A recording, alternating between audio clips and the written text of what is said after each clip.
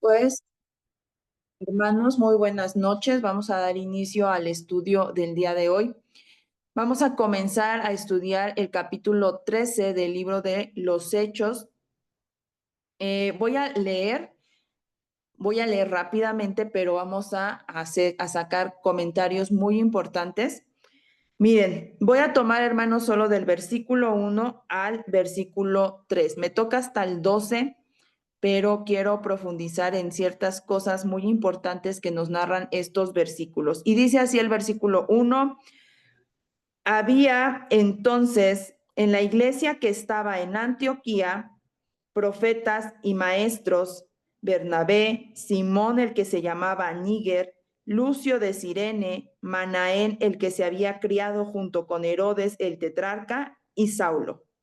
Ministrando estos al Señor y ayunando, dijo el Espíritu Santo: apartadme a Bernabé y a Saulo para la obra que los he llamado. Entonces, habiendo ayunado y orado, les impusieron las manos y los despidieron. Miren, hermanos, vamos a ver, recuerdan que en el estudio pasado terminamos como que este protagonismo de Pedro como que toma mucho partido en los capítulos que estudiamos antes. Pablo se había quedado en su conversión y de ahí hubo como un momento donde Pablo desaparece de escena, pero como que termina esta parte de Pedro cuando es liberado, ¿verdad? De la cárcel, cuando los hermanos estaban orando por él. Y vemos pero que entra, ¿verdad? Otra vez nuevamente Saulo en escena, pero no Saulo solo. Entra con este personaje que se llama Bernabé, el cual, hermanos, ya habíamos estudiado antes en la conversión de Saulo, que nadie creía que verdaderamente él se había convertido al Señor.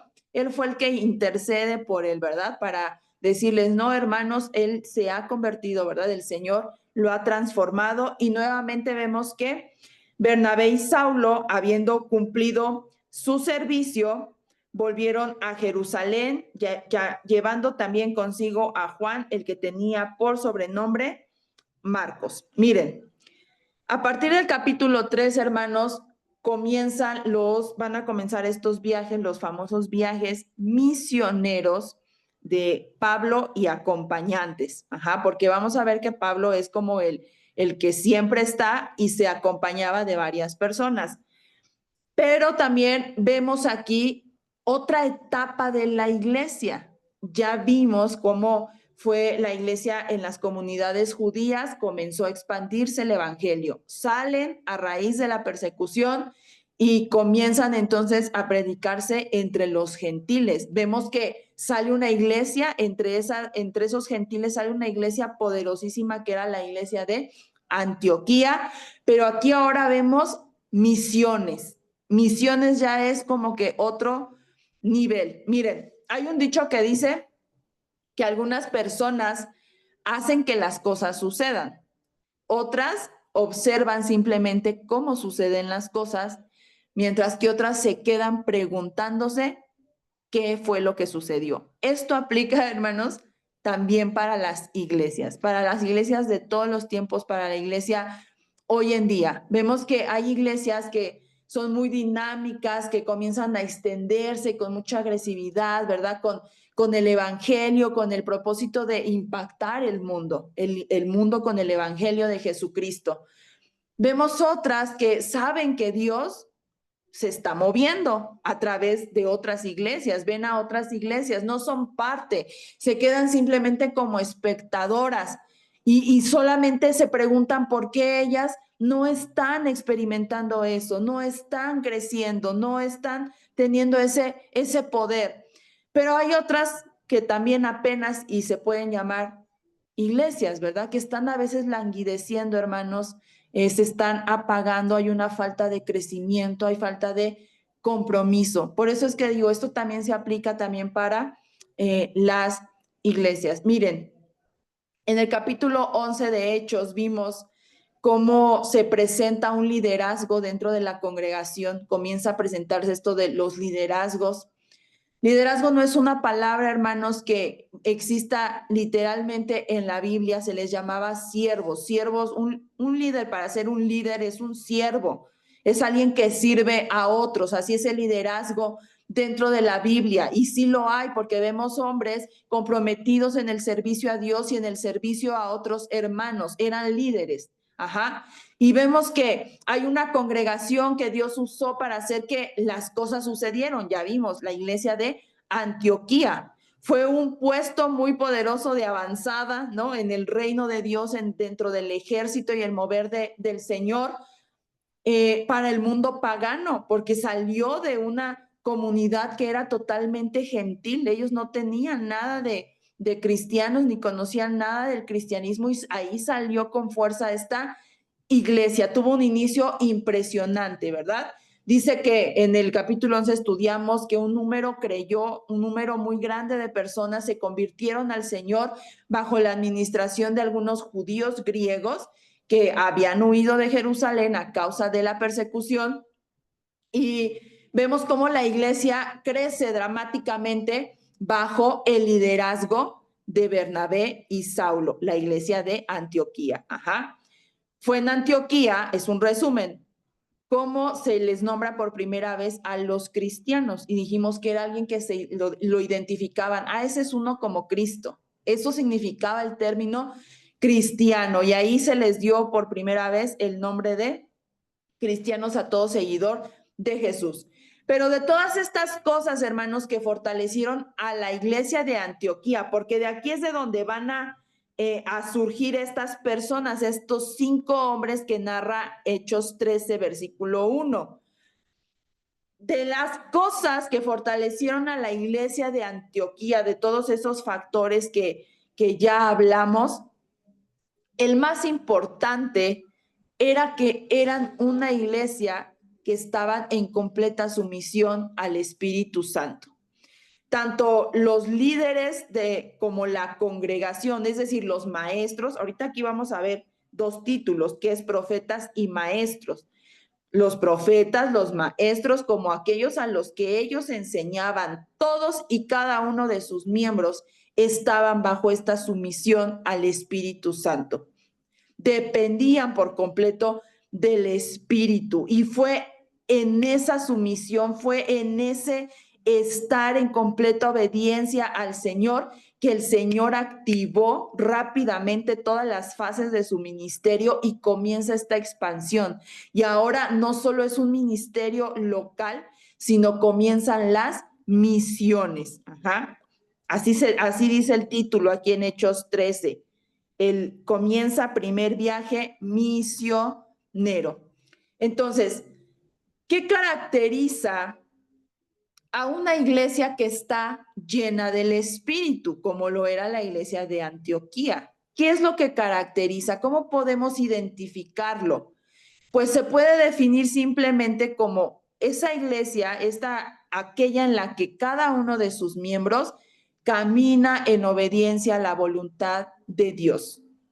Ahora, ya que la voluntad de Dios, ¿cómo la conocemos? Pues a través de su palabra, porque ahí es donde es revelada la voluntad de Dios. Entonces quiere decir que es una iglesia que está comprometida profundamente con la palabra, el estudio, la meditación, el escudriñar la palabra de Dios. Entonces, este capítulo 13 marca un momento crucial en el libro de Hechos y en el libro de la historia de la iglesia, hermanos.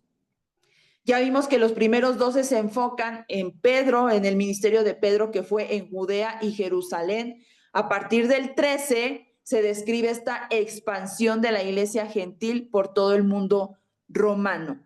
Y fue desde la iglesia de Antioquía, esta iglesia que era dinámica, que tenía una doctrina sana, porque quienes los enseñaron, ya vimos, era Saulo y Bernabé. Era una iglesia creciente, pero era una iglesia principalmente controlada por el Espíritu Santo. Esta congregación tenía estos líderes, bueno, voy a llamarlos maestros y profetas, como dice aquí, estos maestros y profetas con un ministerio espiritual, porque eran también hombres que estaban en completo control del Espíritu Santo, tenían una misión espiritual, fueron levantados por el Señor bajo una misión espiritual, no algo intelectual, lógico o racional, era algo completamente del Espíritu, porque eran hombres que vivían y se dejaban guiar por el Espíritu Santo. Pero en este ministerio, en este caminar que ellos emprenden, vamos a ver que también enfrentan oposición espiritual. Ellos se mueven en este mundo espiritual, hermanos, porque están en ese control del Espíritu Santo y enfrentan oposición espiritual. Pero también vamos a ver cómo, así como enfrentaron oposición, también experimentaron la victoria espiritual. Dios lo que nos va a enseñar, ahorita voy a entrar más a profundidad, pero algo que Dios nos va a enseñar en esto, o que a mí me enseña y me impresiona muchísimo, es como Dios siempre ha tenido cuidado en la calidad de liderazgo espiritual que pone para su iglesia. Hermanos, Él sabe cómo ha elegido a lo largo de toda la Biblia a esos hombres, esas mujeres que estaban comprometidos con el Señor y que Dios se comprometió también con ellos. Y aquí estos 5 hombres que nos narra el versículo 1 eran el corazón del ministerio de Antioquía. De ahí es de donde salió esta clase de iglesia, esta iglesia comprometida, con sana doctrina, en constante crecimiento. De ahí sale del ministerio de estos 5 hombres. Lucas los describe así: profetas y maestros. Y estos son 2 términos importantes, hermanos, en el Nuevo Testamento, y algo que tenemos que estudiar con mucha delicadeza, con mucho cuidado, porque es importante estos términos que maneja aquí. Dice que estaba en Antioquía, la iglesia que estaba en Antioquía, había profetas y maestros, y nombra a 5, nombra a 5 que tenían, no solo eran profetas, sino que también eran maestros. Miren, al igual que los apóstoles, estos 5 hombres eran predicadores de la palabra de Dios. Eso es su título, hermanos. Profetas y maestros no tiene que ver con otra cosa.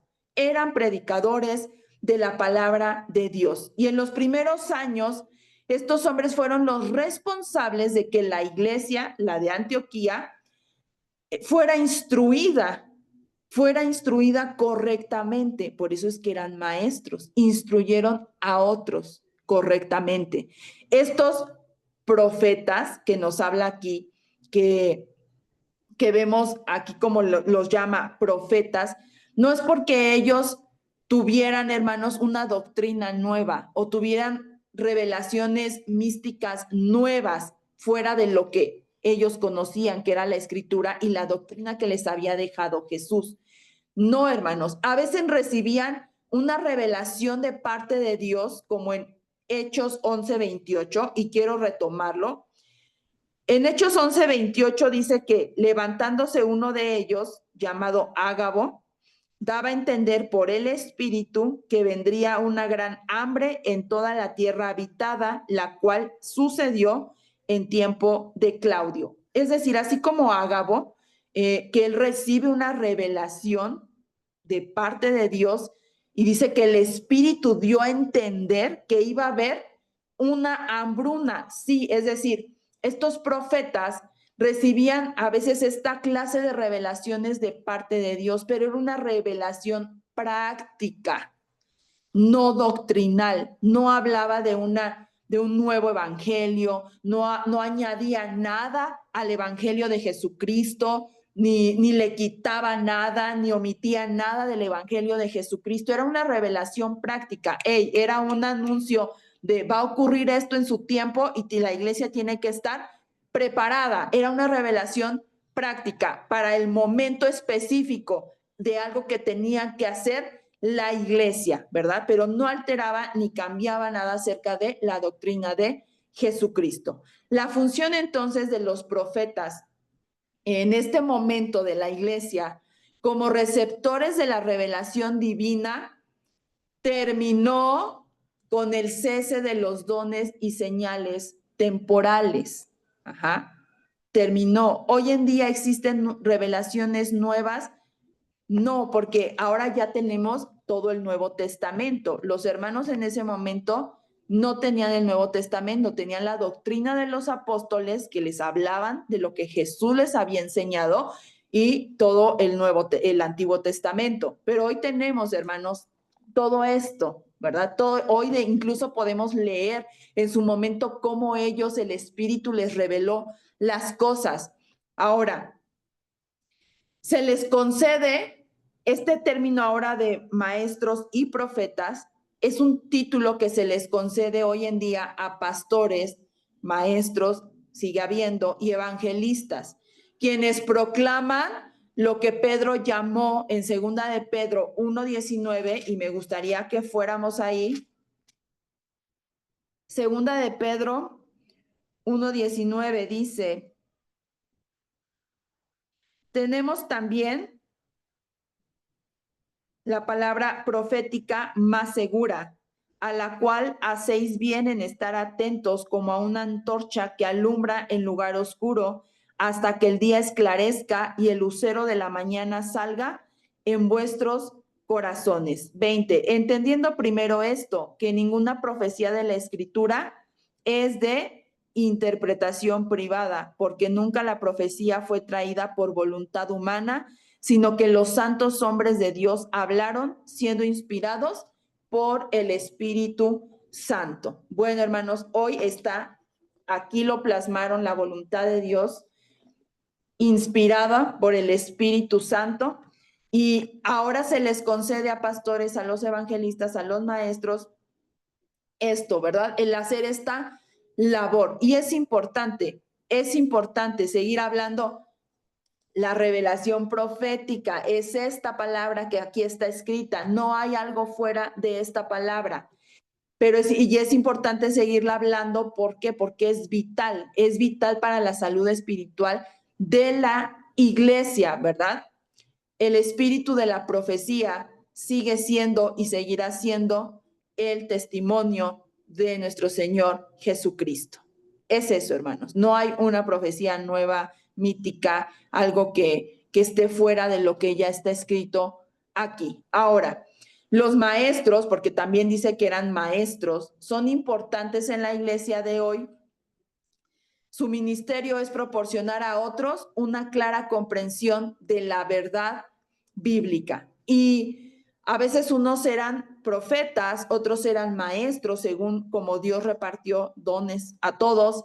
Pero estos hombres tenían dos, eran profetas y además eran maestros. Y tenía 5 de esta clase de hombres, ¿verdad? Ahí en la iglesia de Antioquía.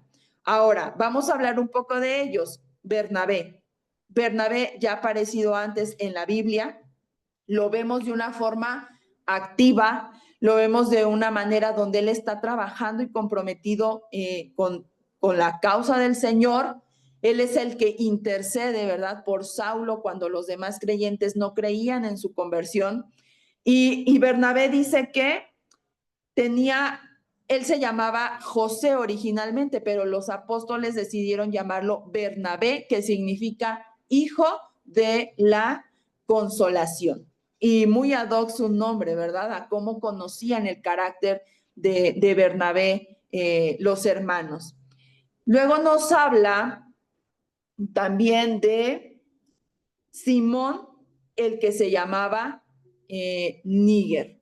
Y bueno, pues se le llamaba Níger y esto tiene que ver con su tez. Era un hombre negro. Ahora, seguramente era de Cirene. En Cirene ya era una región en el norte de África y pues los hombres de allá son de esta tez y entonces así lo conocían como Simón Níger, ¿verdad? Y vemos a Manaén, a Lucio de Cirene. A Lucio sí se le identifica como que es de Cirene y es africano. Y también está Manaén, Y aquí Lucas nos dice que se había criado junto con Herodes, y por eso es que no era notable por eso, o sea, no es como que hay el Manaén porque se codeaba con Herodes, ¿no? Sino Manaén supo destacar por su devoción y su compromiso con el Señor, pero aquí Lucas pues se encarga de darnos ese dato, ¿verdad? Y está Saulo. Y Saulo pues no necesita, bueno, Pablo no necesita presentación. Estos eran esos pastores, ¿verdad?, que dirigieron el rebaño de la iglesia de Antioquía hacia un ministerio eficaz y además de mucha influencia. Y miren, hermanos, voy a ver el versículo 2, porque eso también es bien importante. Dice que ministrando estos al Señor y ayunando, dijo el Espíritu Santo: apartadme a Bernabé y a Saulo para la obra que los he llamado. Esto, hermanos, es un tema bien importante. Dice que estaban ministrando. Este término de ministrar significa, literalmente en un diccionario, desempeñar un cargo público. Sin embargo, en la Biblia significa mucho más que solo brindar un servicio público. En la Biblia, el ministrar describe un servicio sacerdotal. Servir en un papel de liderazgo dentro de la iglesia se debe de ver y es un acto de adoración a Dios. Es por eso que no es simplemente un cargo público o prestar un servicio, tener un título, no. Es un acto de adoración a Dios. Y esta clase de servicio consiste en ofrecer sacrificios espirituales. ¿Qué hacía un sacerdote dentro del tabernáculo? Presentaba sacrificios a Dios. Ahora ya no está ese tabernáculo, ¿verdad? Ahora ya nosotros somos el templo del Señor. ¿Qué clase de sacrificios entonces? Pues la oración, cuidar el rebaño del Señor, estudiar la palabra de Dios, prepararse en la palabra de Dios y enseñar la palabra de Dios. Eso es un sacrificio espiritual de esta clase de sacerdocio.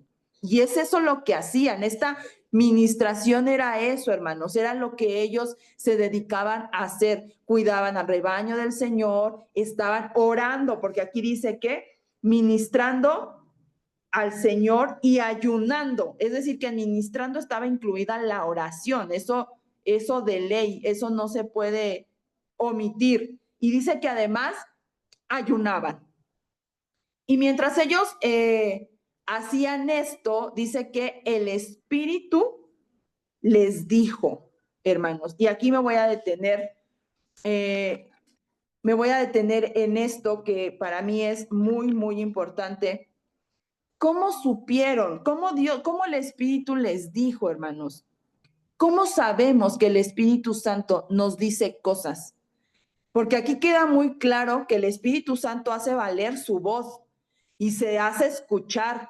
Y no solo es si quieren, Él da instrucciones claras, precisas y son mandatos, son cosas que tenemos que acatar. Y estos hermanos, dice que ellos estaban ministrando y ayunando cuando ellos aprendieron a escuchar la voz del Espíritu Santo, hermanos. Primero, por eso la Biblia nos dice lo que estaban haciendo, para luego, como resultado fue que ellos pudieron oír lo que el Espíritu Santo les dijo. No podemos irnos directamente a que el Espíritu Santo se haga escuchar en nosotros cuando primero no tenemos ese acallamiento de todos esos ruidos de nuestros pensamientos, de lo que nosotros creemos que es. No.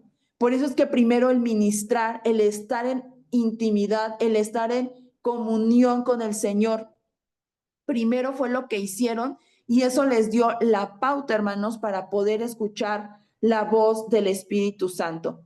Miren, ¿cómo se hace escuchar el Señor? ¿Cómo se hace escuchar el Señor? Dios nos habla a través de convicciones, impulsos y suaves indicaciones. Su voz muchas veces se experimenta en nosotros como una frase que se repite. No sé si a ustedes les ha pasado, que traen un salmo en la cabeza y están repitiendo y repitiendo y hasta que dice, Señor, ¿qué me quieres hablar en este pasaje?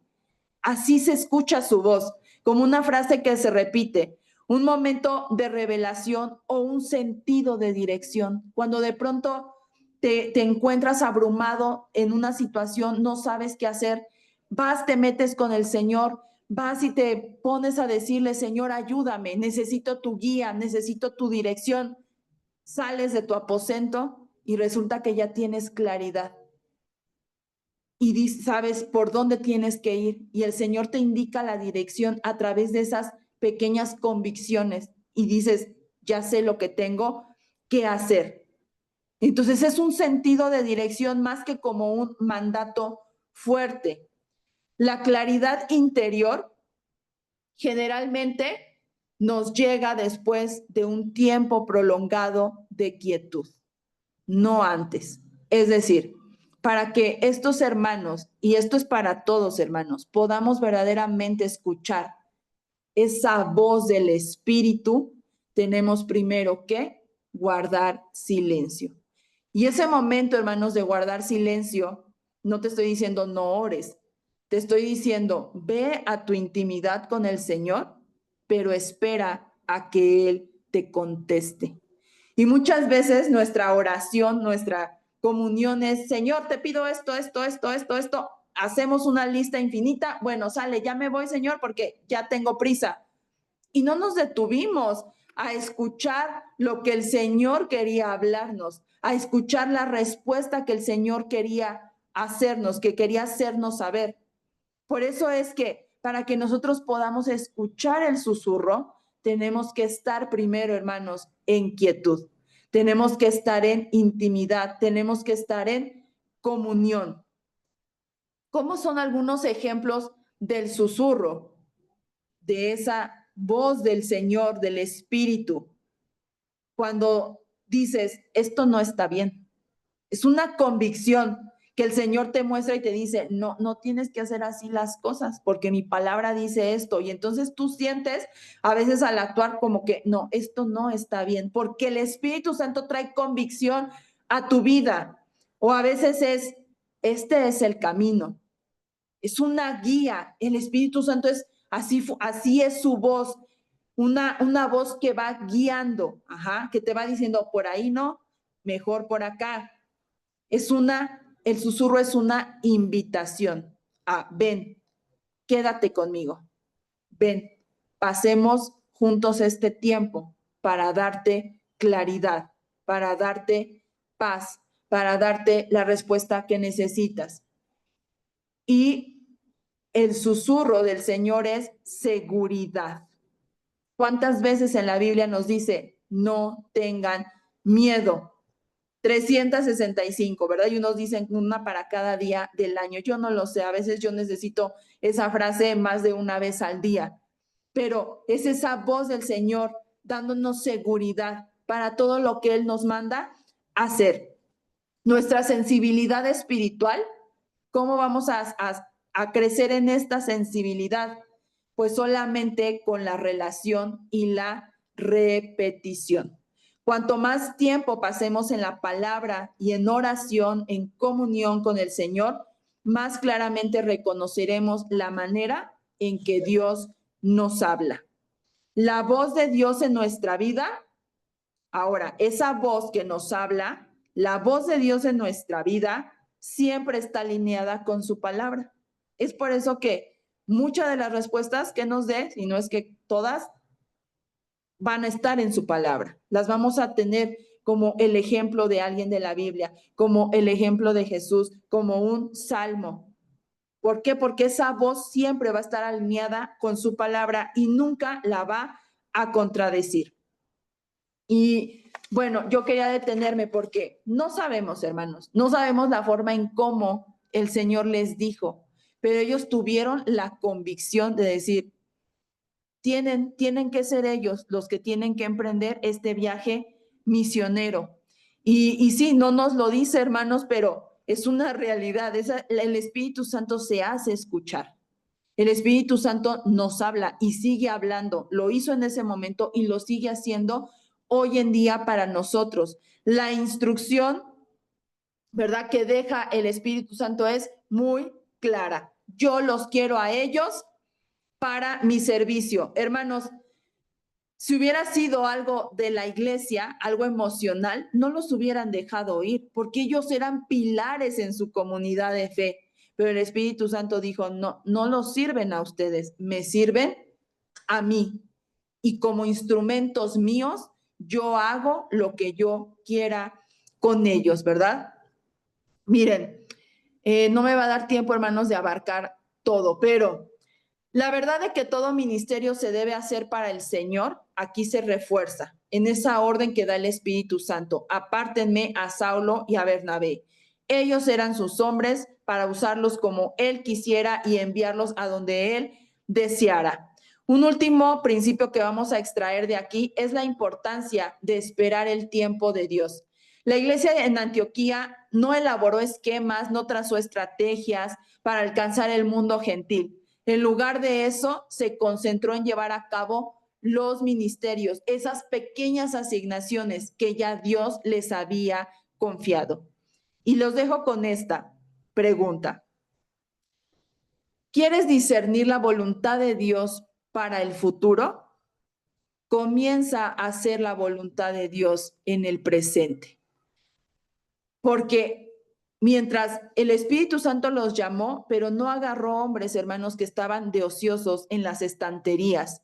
Agarró a hombres que ya habían mostrado este servicio activo. Ellos ya estaban trabajando para la obra del Señor. Ellos simplemente obedecieron y cuando el Espíritu dijo, los quiero para esto, ellos simplemente fueron y fueron movidos conforme ese poderoso mover del Espíritu Santo, pero no eran los hombres de la estantería, no eran los que estaban ociosos, empolvados. El Señor agarró a hombres que ya estaban siendo útiles, que ya estaban en su presente, ¿verdad? Alineándose a la voluntad del Señor.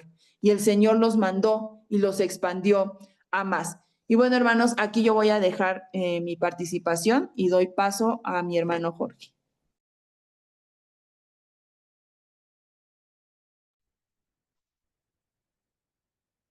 Gracias, Yazaret. Pues te quedaste con los primeros versículos del capítulo 13.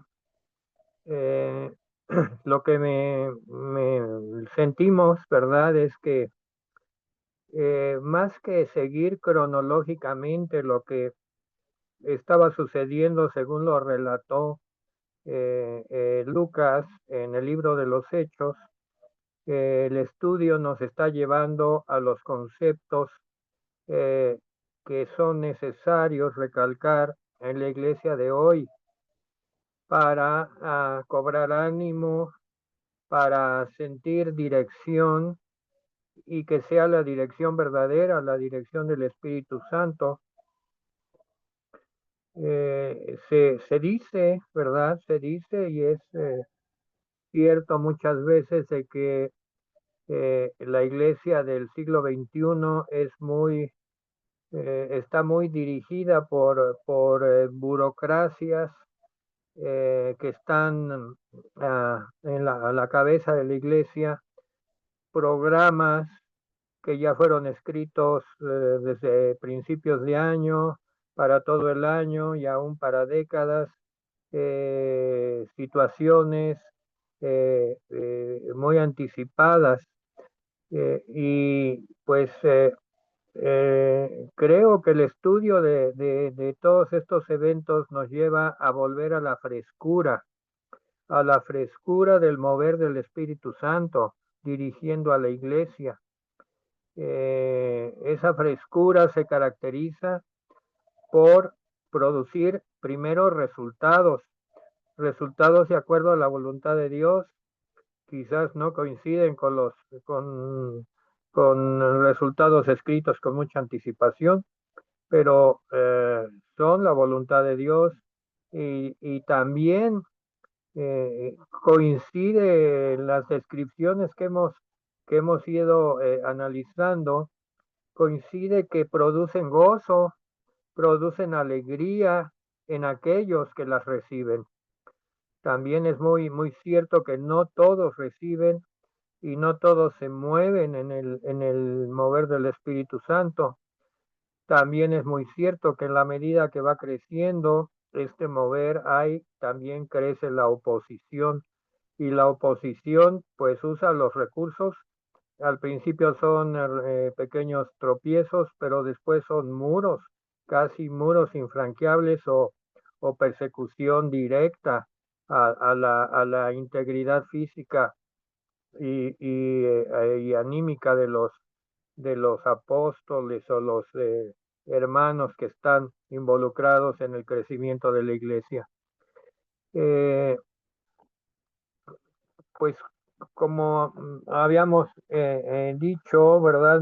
Habíamos pensado que yo tomara la descripción en el versículo 13.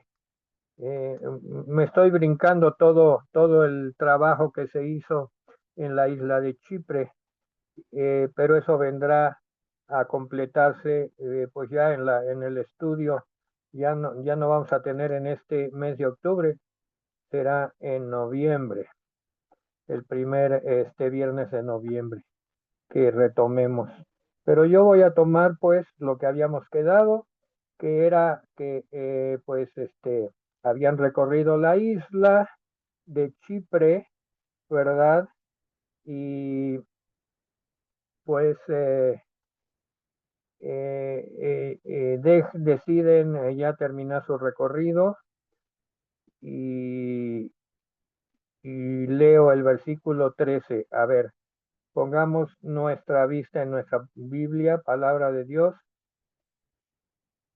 Hechos 13:13. Es una cita que no podemos olvidar. Habiendo zarpado de Pafos, Pafos es un puerto de la isla de Chipre, Pablo y sus compañeros arribaron a Perge de Panfilia, en la costa ya de la tierra firme. Todo esto se da en el mar Mediterráneo. Es muy interesante y le pedimos a los discípulos pues que consulten un mapa. Casi todas las Biblias traen mapas del mar Mediterráneo con estos nombres. Por favor, háganlo. Es parte del discipulado, ubicarnos físicamente, aunque ahora ya hay tantos cambios, ¿verdad? Pero sigue siendo rastreable la ruta de los apóstoles. Y aquí viene un pero en el versículo 13, en la segunda parte dice, pero Juan, apartándose de ellos, volvió a Jerusalén. Y así como Yazaret se detuvo extensamente en el primero y segundo versículo, yo me voy a detener un tanto extensamente en este comentario sobre Juan.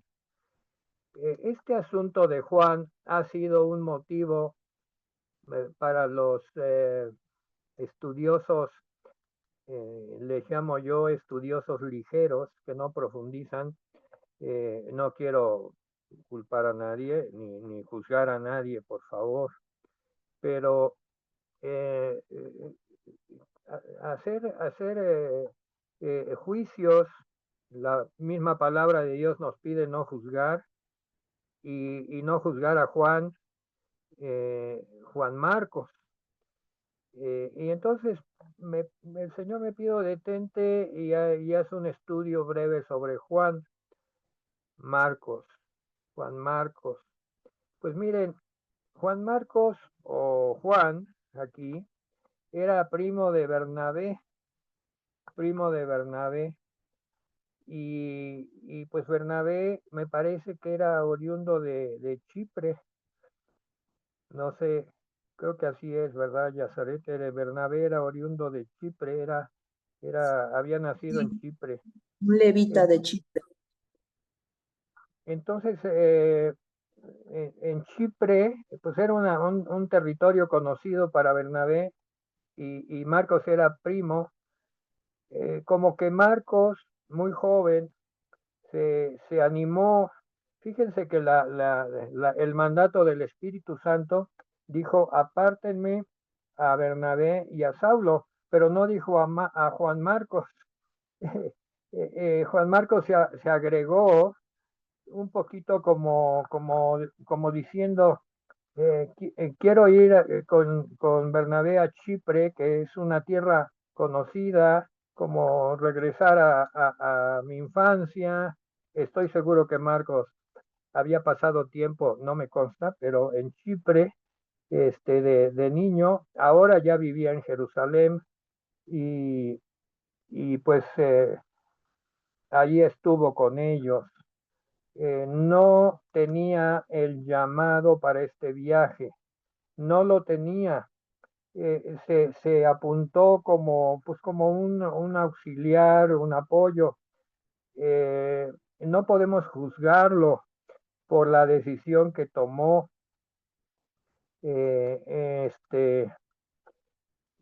Luego hay un mover, ¿verdad? En otros viajes donde literalmente Pablo, pues no quiere estar trabajando con Juan Marcos, pero por acá en Colosenses, ¿verdad? Em, Colosenses 4, versículo 10. Colosenses fue escrito por Saulo. Y empieza al final de Colosenses, en el capítulo 4, a dar salutaciones finales. Y entonces en el versículo 10, Pablo dice, Aristarco, mi compañero de prisiones, os saluda. Marcos, Juan Marcos, el sobrino de Bernabé, estoy leyendo la palabra, Colosenses 4:10, en la parte final. Dice, el sobrino de Bernabé, acerca del cual habéis recibido mandamientos, si fuere a vosotros, recibidle. O sea, aquí está liberando Pablo a Juan Marcos de cualquier situación en la cual él tuviera alguna cosa contra Juan Marcos. Dice que es un siervo legítimo que está haciendo el trabajo del Señor, incluso tiene autoridad apostólica porque da mandamientos y les pide a los colosenses que si Juan Marcos va por allá con ellos, le reciban. Y recibirle no nada más es, pues te recibimos, sino que le dan autoridad, le dan autoridad. Y bueno, pues me fui más adentro. Resulta que Juan Marcos escribió el Evangelio de Marcos. El Evangelio de Marcos se considera el Evangelio más antiguo, o sea, escrito después de los primeros tres Evangelios. El Evangelio de Marcos fue el último, entre el año 50 y el año 70. Y me cautiva mucho cómo empieza Marcos su Evangelio. Y esto nos habla de que Marcos, vamos a Marcos capítulo 1, versículo 1. Evangelio según San Marcos, capítulo 1, versículo 1. Tremendo cómo el Espíritu Santo le da a empezar su Evangelio. Dice, principio del Evangelio de Jesucristo, Hijo de Dios. Amén. Él no se andaba por las ramas.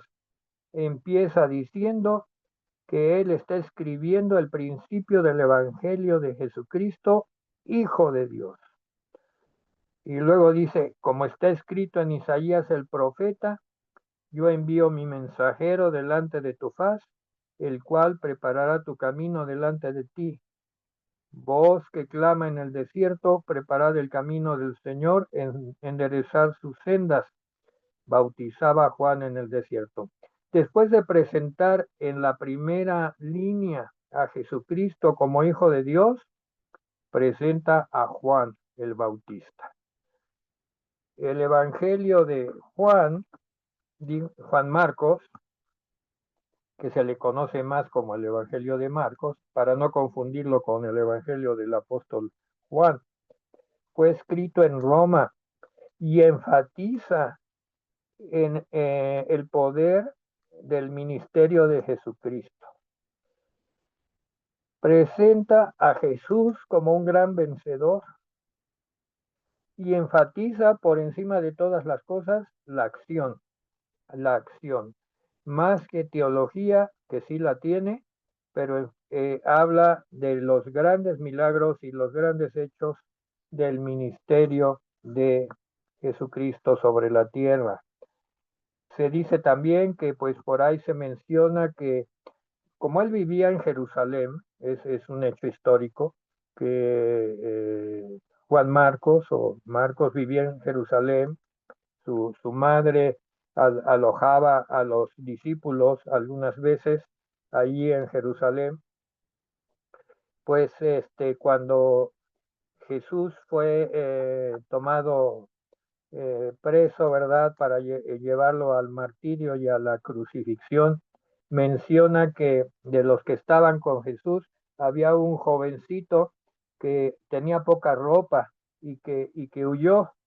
Y dice, pues ese era probablemente Juan Marcos, que de muy joven, de muy muchacho, andaba siguiendo los pasos de Jesús y pues lo tomó por sorpresa pues el ataque sobre Jesús de los del templo y los soldados y salió corriendo.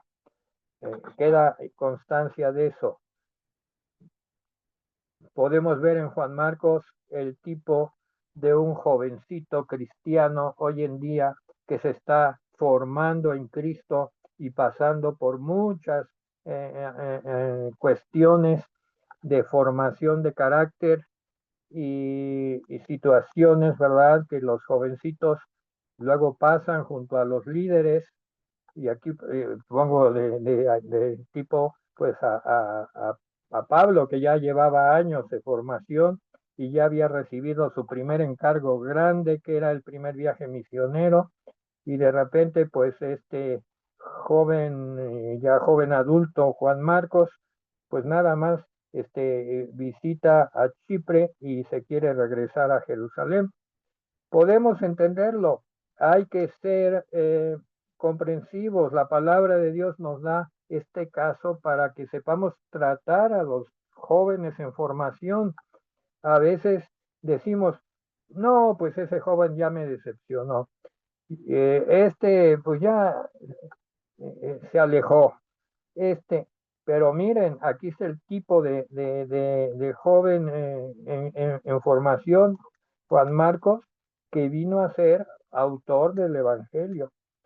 Se le considera que estuvo muy relacionado con Pedro y también con Pablo en todo el mover del crecimiento durante el año de los 50, 70 después de Cristo, y estuvo en Roma.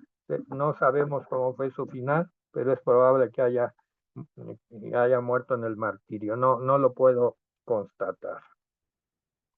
Me pareció importante sacar una enseñanza de este versículo 13 del capítulo 13, sobre todo en la parte de que Juan Marcos se apartó de ellos y volvió a Jerusalén. Una enseñanza para todos, para ser pacientes con los jóvenes que están formándose, las jovencitas que se están formando, no descalificar, esperar que maduren, porque todos estamos madurando en las manos del Espíritu Santo. Bueno, pues paso al versículo 14. Y dice que ellos pasando de Perge llegaron a Antioquía de Pisidia, entrando en la sinagoga un día de reposo y se sentaron. Y pues me parece interesante este tramo, ¿verdad? Que el Señor nos dio para comentar el día de hoy, y yo le llamo de Antioquía a Antioquía, de Antioquía de Siria a Antioquía de Pisidia. Las dos eran Antioquías.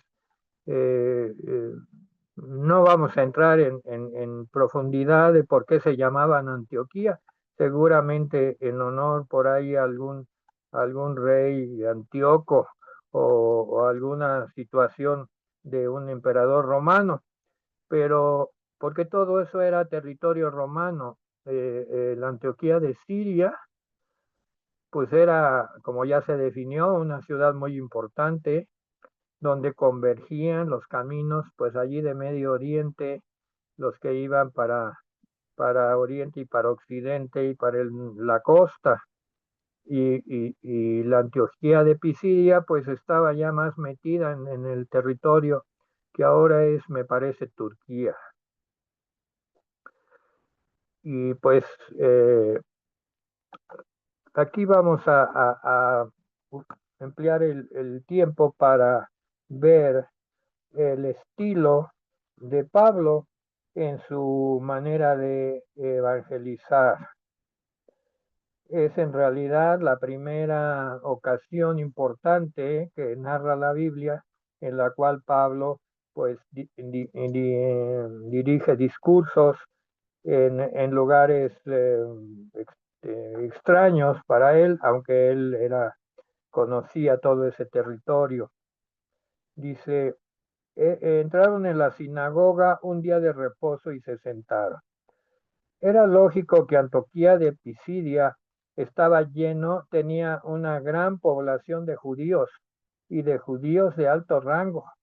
Sí hemos de saber distinguir, pues que antes y ahora dentro de los judíos hay clases y hay jetaturas y hay muchas cosas que los ponen, ¿verdad? A uno sobre de otro. Eh, y aquí en Antioquía de Pisidia, pues había judíos dignatarios de alto rango, y muchos. Era una ciudad así, que tenía esas características. Por algo el Señor el Espíritu Santo va dirigiéndolos a los lugares donde tenían que predicar. Y seguían el orden judío, ¿verdad? La sinagoga, el día de reposo, sentándose, esperando la lectura de la ley. Dice versículo 15, después de la lectura de la ley y de los profetas. Miren, qué interesante es que estamos viendo aquí cómo se llevaba a cabo un culto en una sinagoga. Y nos ponemos a pensar que, bueno, cómo hemos cambiado, si es para bien o no es para bien, ¿verdad? Porque en estos cultos de las sinagogas, lo primero que hacían después de sentarse era leer, pues, la ley de Dios, leer la palabra de Dios, la ley y los profetas.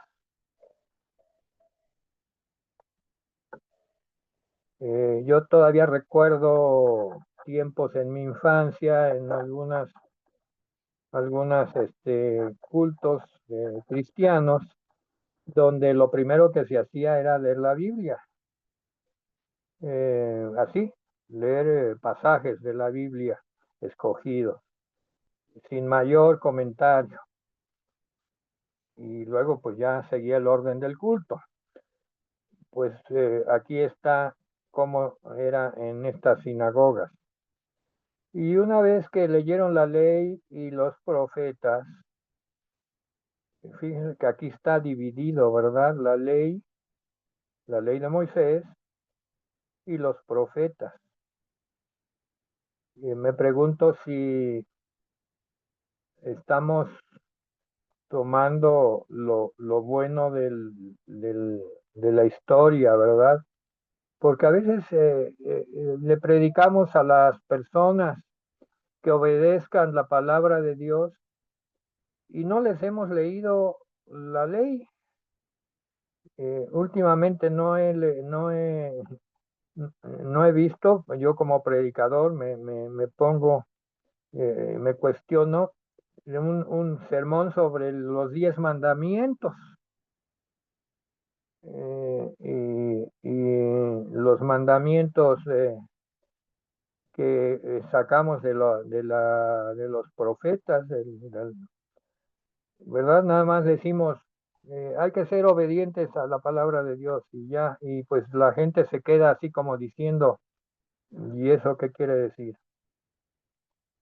Estoy siendo crítico sano de mí, no hablo de nadie más.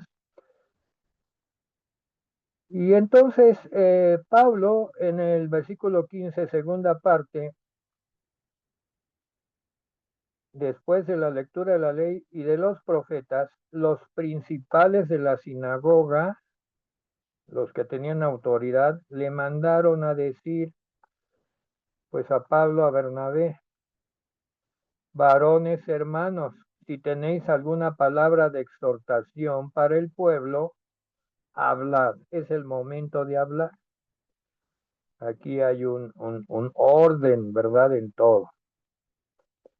Entonces Pablo, levantándose, echa señal de silencio con la mano. Seguramente había una algarabía, ¿verdad? De que pues decían quién es este que nos va a hablar. Empezaron a hablar entre sí, tenían muchas objeciones, eh, y tuvo Pablo que hacer una señal con la mano, algo así como silencio. Señal de silencio, quiere decir que había algarabía, había mucha plática. Y dijo, varones israelitas y los que teméis a Dios, oíd. Me llama la atención estas dos categorías. Uno, varones israelitas, y otro, los que teméis a Dios. Los dos, abrir los oídos para escuchar. Este era, según el diagnóstico de Pablo, la composición de el auditorio que lo estaba escuchando. Había israelitas y había temerosos de Dios. Estoy seguro que había una tercera categoría de rijosos o pero no la considera Pablo. Él se dirige nada más a estos dos grupos. Y el tiempo se nos acaba y pues vean que el tema dio para bastante. Vamos a suspender aquí y reanudamos pues en noviembre. Yaya Zaret reanudará con su porción y yo a partir del versículo 17, que es el inicio del discurso de Pablo. Es discurso evidentemente evangelista. Oremos y pues vamos a colgar rápidamente, a terminar la sesión para que el próximo estudio de la palabra de Dios se pueda llevar a cabo. Bendito Dios, gracias por lo que tú nos has dado hoy, nos has ilustrado, has sacado de lo profundo de nuestro ser enseñanzas que tú quieres mantener vivas y cuentas con tu pueblo, aquellos que tú has elegido, que estás adiestrando, Señor. Te pedimos por todos los que han recibido esta palabra o la van a recibir más adelante, que sean adiestrados, que sean diestros en tu palabra y en el escuchar tu voz. Gracias por lo que hemos recibido hoy. Gracias por la vida de la sierva Yazaret, por Mimi, que ha estado coordinando la parte técnica, por el grupo de oración con el que empezamos, el discipulado. Gracias por todo. En el nombre de Jesús. Amén. Pues despidámonos y demos pie al siguiente Bendiciones a todos, hermanos. discipulado. Gracias, Jacita. Buenas Gracias, noches a pastor. todos. Bendiciones. Buenas noches a todos. Bendiciones. Buenas noches, pastora.